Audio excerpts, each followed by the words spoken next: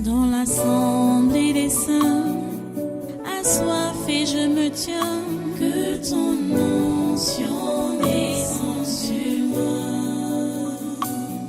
Conscient que mon destin est dans le creux de ta main, que ton onction descende sur moi. Je suis disposé, assoiffé, que ton onction descende sur moi. Je suis disposé, assoiffé,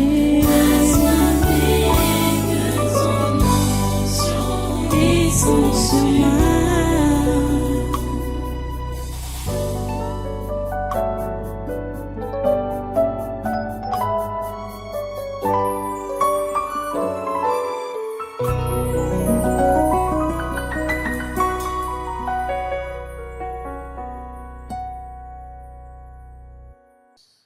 Alléluia.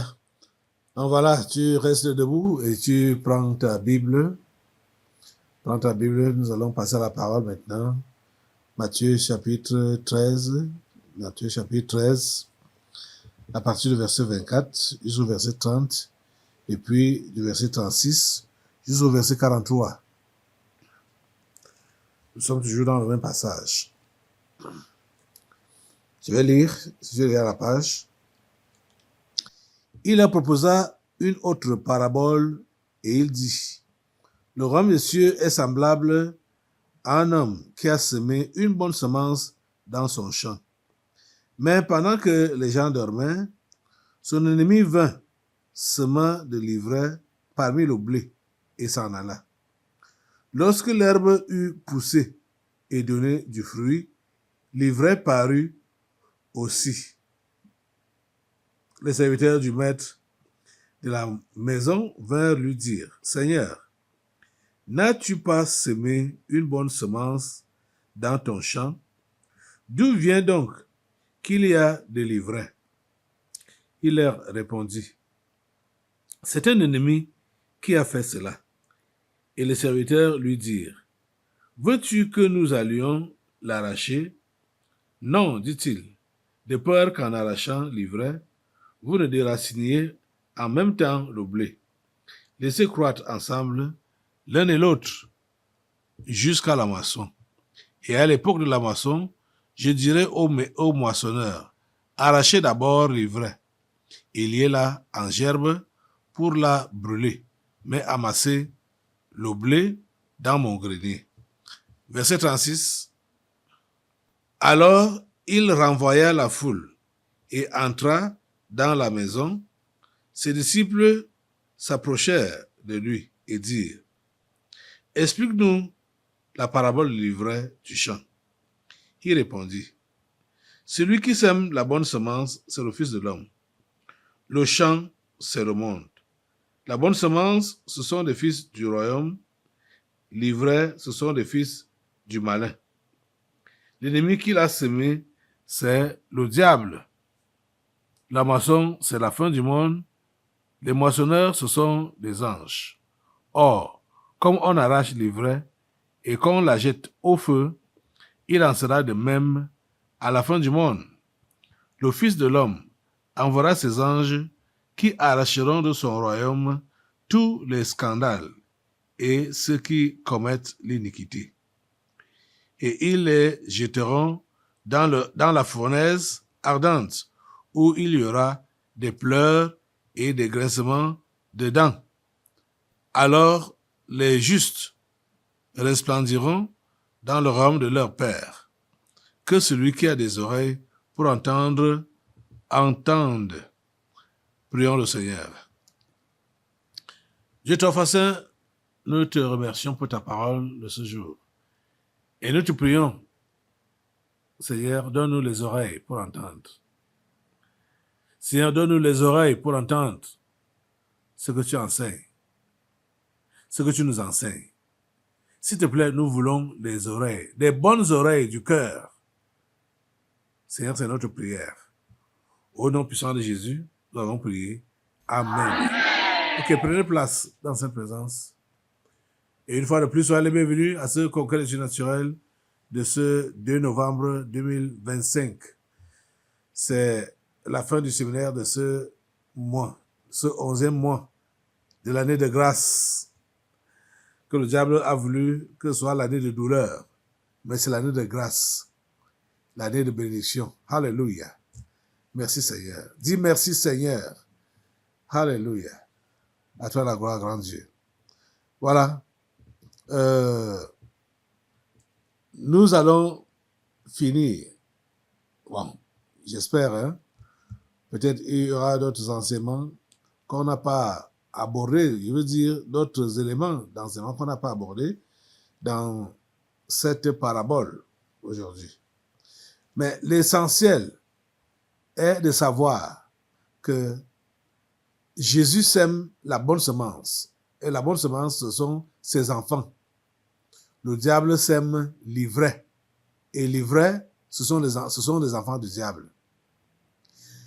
Dans ce verset 26 par exemple, regardez ça avec moi, où Jésus dit, « Lorsque l'herbe eut poussé et donné du fruit, l'herbe, donc la bonne semence, eut poussé et donné du fruit, l'ivraie parut aussi. » Vous voyez ça? C'est bon que nous puissions souligner ce qui est révélé dans ce verset 26. Lorsque l'herbe eut poussé et donné du fruit, l'ivraie parut aussi. Qu'est-ce que vous comprenez par là? On comprend que quand quelqu'un est né de Dieu, cette personne est féconde, donc doit donner du fruit, coûte que vaille. Vous comprenez ça? Dans la maison de Dieu, on ne trouve pas de stérile. Quand tu es donc enfant de Dieu, fils du royaume ou fille du royaume, comprends que tu es appelé à porter du fruit. Tu es appelé à donner du fruit. Vous comprenez ça? Si tu ne donnes pas du fruit, tu n'appartiens pas à Dieu. Tu n'appartiens pas à Jésus. Ou tu n'accomplis pas. C'est pourquoi il t'a semé. C'est pourquoi il t'a sauvé. Jésus dit que lorsque l'herbe eut poussé et donné du fruit, l'ivraie parut aussi. Qu'est-ce qu'on comprend encore dans ce verset? Si tu es réellement enfant de Dieu et tu as remarqué qu'il y a des livrets autour de toi, donc ces enfants du diable-là qui vont te taquiner, essayer de te faire rentrer en arrière, il faut comprendre que ils ont vu avec leur père a vu que tu es une bénédiction. Parce que tout ce qui porte les fruits là, les bons fruits là, sont une bénédiction. C'est pour cela que ils sont venus donc t'entourer. L'ivraie, la mauvaise semence, est venue t'entourer pour que tu ne continues pas d'être utile à ton père et à la société. Vous savez que quand on plante une semence quelconque, on s'attend à ce que ça nous donne du fruit. Si on plante, il n'y a pas de fruit, ça ne sert à rien. Ça ne sert à rien. Jésus l'a enseigné longuement. Hein?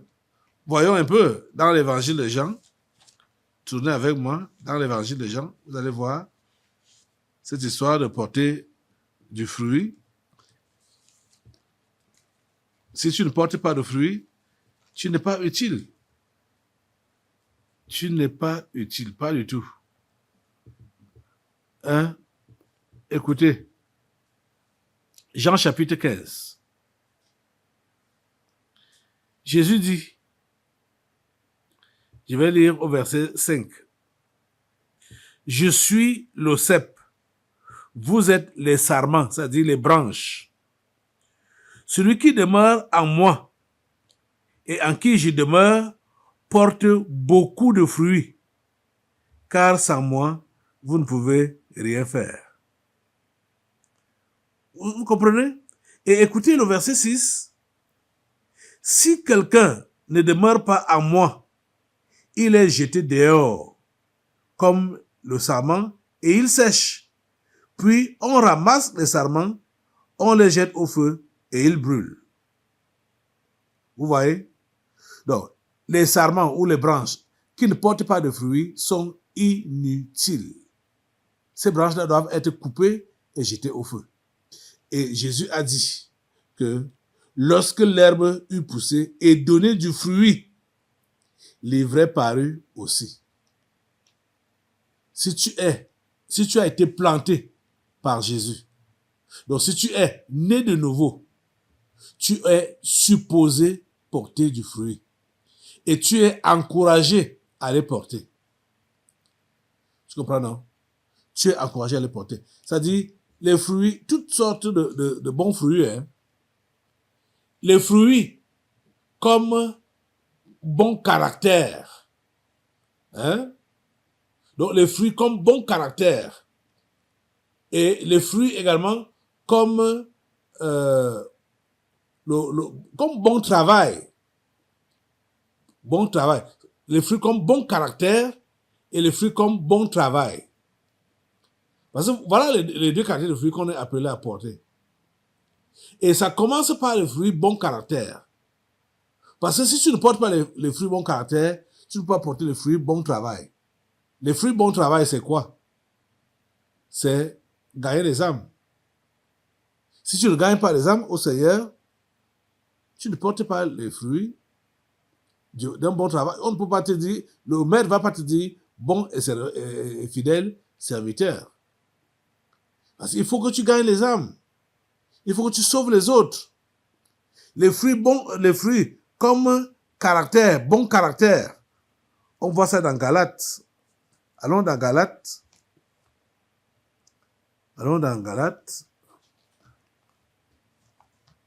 Au chapitre 5. Les fruits,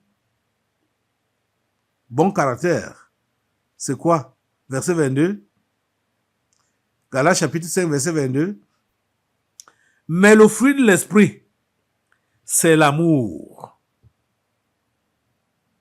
la joie, la paix, la patience, la bonté, la bénignité, la fidélité, la douceur, la tempérance. Voilà le fruit comme bon caractère. Donc, si tu as été planté par Jésus, tu es appelé à porter ces fruits. Et ça commence par l'amour. L'amour. J'ai longuement enseigné sur l'amour ici à l'église. Je ne sais pas si cet enseignement-là a eu de l'impact en vous. Ça a eu de l'impact chez qui? Cet enseignement. Cette série que j'ai donnée sur l'amour. Tu es appelé à porter du fruit si tu es enfant de Dieu. Et les fruits en tant que bon caractère. Ici, là, c'est le caractère. Parce que comme la Bible dit que si quelqu'un est en Christ, il est une nouvelle créature. Les choses anciennes sont passées. Voici, toutes choses sont devenues nouvelles. Ça doit se vérifier dans ta vie. Est-ce que tu portes les fruits comme bon caractère? Jésus a clairement dit que lorsque l'herbe eut poussé et donné du fruit, l'ivraie parut aussi. Tu es supposé porter du fruit si tu es enfant de Dieu.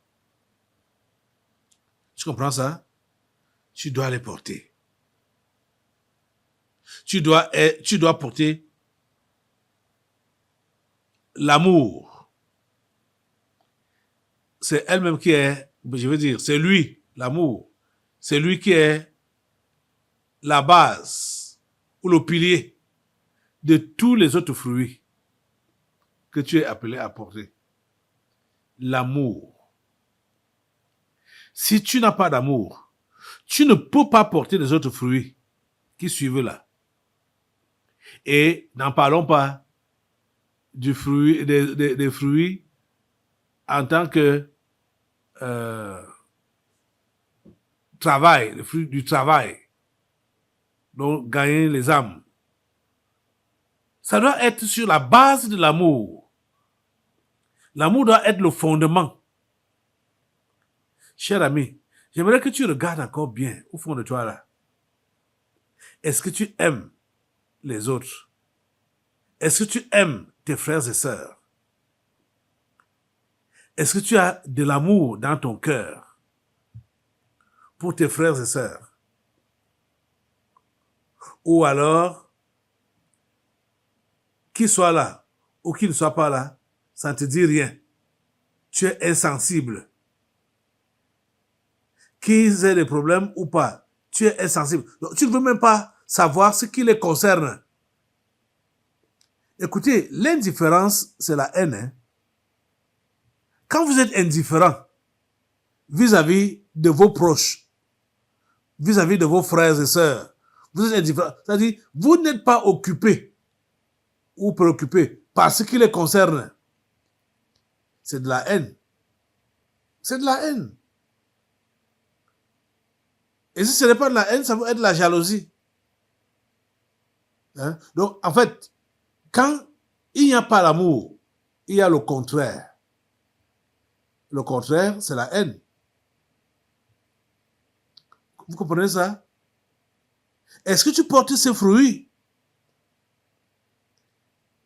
en tant que la semence que Jésus-Christ a plantée? Jésus a planté. Et c'est sa parole, comme j'ai dit depuis le début, que c'est la parole de Jésus. La bonne nouvelle de Jésus, c'est ça qui nous permet, quand on reçoit ça, de naître de nouveau et de devenir donc les enfants de Dieu. Et Jésus nous fait comprendre que on est appelé à porter du fruit. Bien avant même que l'ivraie ne puisse pousser à côté de nous, nous, on est prêts à porter du fruit. On les portait déjà même. Ce n'est pas seulement être prêt, mais on les portait déjà, ces fruits. Est-ce que c'est le cas pour toi? Hein? C'est le cas pour toi? Fruits, en tant que caractère, tu as ça? Quand je dis caractère, ce n'est pas seulement caractère. En tant que bon caractère, tu portes ces fruits-là? Ou alors, tu es encore dans le monde. C'est-à-dire, tu portes les fruits contraires. Quand ce n'est pas ces fruits qui sont au verset 22 là, c'est les fruits qui sont du verset 19 au verset 21. Les œuvres de la chair. Or, les œuvres de la chair, ça c'est les fruits. On peut aussi dire, or, les fruits de la chair sont manifestes. Ce sont l'impudicité, l'impureté, la dissolution, l'idolâtrie, la magie, les inimitiés, les querelles, les jalousies, les animosités, les disputes, les divisions, les sectes, l'envie, l'ivrognerie, les essais de table et les choses semblables. Tu te retrouves où? Parmi ces différents fruits qu'on a eu à lire, est-ce que ce sont les fruits de l'esprit que tu portes ou alors les fruits de la chair?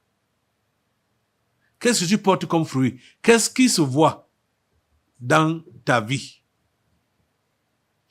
C'est-à-dire, tu n'as pas besoin que ce soit quelqu'un d'autre qui te dise que voici ce que tu es, voici ce que tu es. Il y a ceci en toi, il n'y a pas ceci en toi. toi-même, rentre en toi-même, fais un regard introspectif et vois ce qui prévaut en toi.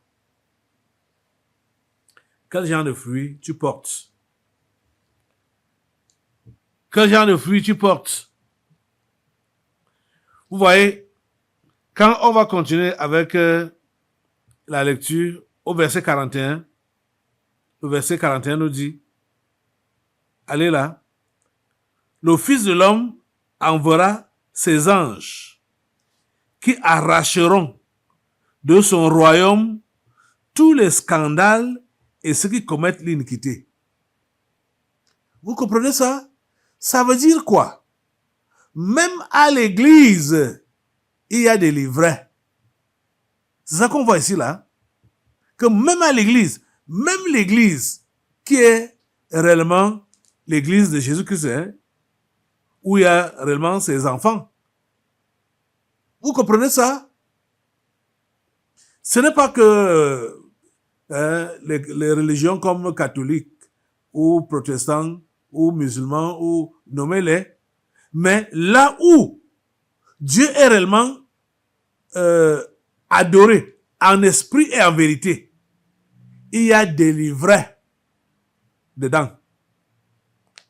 Il y a la mauvaise semence, la mauvaise herbe dedans. C'est ce que confirme ce verset 41. Quand il dit que le Fils de l'homme enverra ses anges qui arracheront de son royaume. Ces anges-là vont arracher ces mauvaises herbes où? Du royaume de Dieu. Donc, ils sont dans la maison de Dieu. C'est là qu'ils seront arrachés, dans la maison de Dieu. S'il te plaît, ne sois pas de cela. Ne sois pas de cela. Et vous voyez que c'est le fait pour cela de n'avoir pas porté de fruit. Le fruit que Dieu demande, les bons fruits, c'est ça qui fera à ce qu'ils soient arrachés. Parce qu'ils n'ont rien à voir avec Dieu.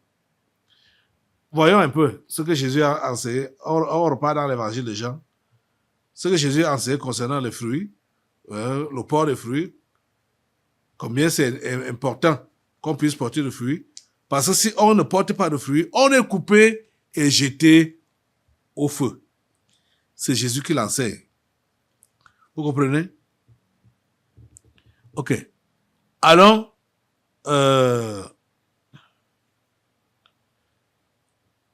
au verset 6 encore. Jean chapitre 15, qu'on a lu là. Il dit, si quelqu'un ne demeure pas en moi, il est jeté dehors, comme le sarment, et il sèche. Puis on ramasse les sarments, on les jette au feu, et ils brûlent. Vous comprenez? Porter du fruit, pour porter du fruit, il faut demeurer en Jésus. Et demeurer en Jésus, c'est quoi? Demeurer dans sa parole. Marcher d'après son conseil. Vous comprenez? Avant même d'arriver là-bas, on lit les deux premiers versets du chapitre 15 là de Jean. Ça dit quoi? Jésus parle et il dit, je suis le vrai cep, ça dit la vraie tige. Et mon père est le vigneron, le propriétaire du champ. Tout sarment et toute branche qui est en moi et qui ne porte pas de fruits, il le retranche. Le Père fait quoi? Il le retranche. Il détruit ça. Et tout sarment qui porte du fruit, il les monde, il le traite, il taille, il les monde afin qu'il porte encore plus de fruits. Donc vous voyez? Et au verset 6, donc il dit, si quelqu'un ne demeure pas à moi, il est jeté dehors, comme le sarment et il sèche, puis on ramasse les sarments et on les jette au feu et ils brûlent. Pour porter du fruit, il faut demeurer en Jésus. Et demeurer en Jésus, c'est demeurer dans sa parole, selon ses instructions. c'est ça que tu fais. Ce que Jésus te demande de faire, c'est ça que tu fais. Ce qu'il interdit, tu ne fais pas ça. C'est alors que tu porteras du fruit. Et Jésus veut que tu portes beaucoup de fruits. Vous comprenez? Il est clairement donc démontré que on va trouver délivré dans la maison de Dieu. Le verset 41 de Matthieu 13 le dit clairement. Quand Jésus dit, le Fils de l'homme enverra ses anges qui arracheront de son royaume. Ils vont arracher d'où? Cet ivraie-là, de son royaume. Qui arracheront de son royaume tous les scandales et ceux qui commettent l'iniquité. Voilà. Donc, ceux qui commettent l'iniquité. Donc, ceux qui portent des fruits contraires. Les fruits contraires. Comme on a vu, les œuvres de la chair. Ce sont les fruits contraires là-bas. Tu portes donc quelle qualité de fruits? Tu es appelé à porter du fruit. Des bons fruits. Est-ce que c'est ça que tu portes? Ou tu portes des fruits contraires? Chers amis, Jésus-Christ ne fait pas des concessions. C'est-à-dire, il veut dire qu'il ne s'amuse pas. Il ne badine pas. Quand il a établi quelque chose, c'est établi, comme il a fait. On ne pourra pas venir et lui demander de changer d'avis. Vous comprenez? Quand vous ne portez pas du fruit, même si vous avez été sa semence, vous ne portez pas de fruit, vous allez être ôté, coupé ou déraciné, attaché et jeté au feu. C'est ça qu'on voit ici. Il n'y a même pas de demi-mesure. Il n'y a même pas de pitié là-dedans. C'est clairement dit que le Fils de l'homme enverra ses anges qui arracheront de son royaume tous les scandales et ceux qui commettent l'iniquité. Fais gaffe. Fais attention. Il faut que tu portes du fruit, du bon fruit. Et vous-même, vous voyez que ce sont les fruits de Galates chapitre 5, verset 22, qui nous permettent de pouvoir porter du fruit en tant que rendement. Vous voyez? Le rendement. C'est-à-dire soit gagner les âmes, soit guérir les malades, soit faire des intercessions efficaces. Ça, c'est un autre genre de fruit. Mais il faut d'abord que nous ayons les fruits qui sont dans Galates chapitre 5, verset 22. Mais le fruit de l'esprit, c'est l'amour. Et c'est l'amour qui est le pilier, qui te permet même de pouvoir porter les autres fruits spirituels là, en dehors du rendement. En dehors du rendement. Vous êtes en train de comprendre ça? Si tu n'as pas de l'amour, tu ne peux pas être rentable à Dieu. Si tu n'as pas de l'amour, tu ne peux pas avoir la joie, ni la paix, ni la patience, ni la bonté, ni la bénédiction, ni la fidélité, ni la douceur, ni la tempérance. C'est l'amour qui est le pilier. Et quand c'est là, quand ces fruits de l'esprit sont là, les fruits en tant que rendement vont suivre. Vous êtes en train de comprendre? Donc, vous voyez que vous avez une vie différente de celle des païens. Et vous devez vous focaliser à faire valoir votre vie chrétienne au lieu de vous arrêter à envier les païens, à vouloir être comme eux, à vouloir posséder ce qu'ils possèdent. votre vie est à part. En tant que chrétien, votre vie est à part, totalement à part. Concentrez-vous à être ce que Jésus veut que vous soyez. Concentrez-vous à cela. Aujourd'hui, vraiment demandez cette grâce-là à Dieu, que vous soyez concentrés à être ce que Jésus veut que vous soyez. Mettez-vous debout pour la prière. Dieu Tout-Puissant, je vais te remercier pour ta parole. Et je vais te recommander, c'est bien-aimé, s'il te plaît, donne à chacun de se concentrer à être ce que tu veux qu'il soit. Être réellement ta semence qui porte du fruit et du bon fruit et du fruit en abondance. Seigneur, s'il te plaît, permets que les fruits de l'esprit qui sont mentionnés dans Galates chapitre 5 verset 22 se concrétisent dans la vie de celle-ci qui m'écoute, de celui-ci qui m'écoute. S'il te plaît, Seigneur, agis et permets que le fruit en tant que rendement puisse également suivre. Ô Seigneur, je m'attends à toi. Nous attendons à toi, Seigneur. Merci d'interpeller les uns et les autres. Que ton nom soit loué, que ton nom soit béni à jamais.